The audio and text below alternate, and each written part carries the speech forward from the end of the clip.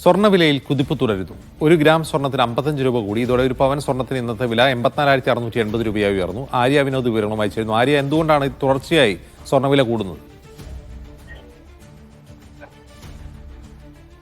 അതിനിപ്പോൾ സ്വർണ്ണവില തുടർച്ചയായി വർദ്ധിച്ചുകൊണ്ടിരിക്കുന്ന ഒരു സാഹചര്യം തന്നെയാണ് നിലനിൽക്കുന്നത്. ഇനി വരുന്ന ആഴ്ചയും ഈ ഒരു വില വർധനവ് ഉണ്ടാകും എന്ന് തന്നെയാണ് കണക്കുകൾ സൂചിപ്പിക്കുന്നത്. ഇന്ന് മാത്രം 1 ഗ്രാം സ്വർണ്ണത്തിന് 55 രൂപയാണ് വർദ്ധിച്ച് ഇപ്പോൾ ഒരു പവൻ സ്വർണ്ണത്തിന് 84,640 രൂപയായിരിക്കുകയാണ്.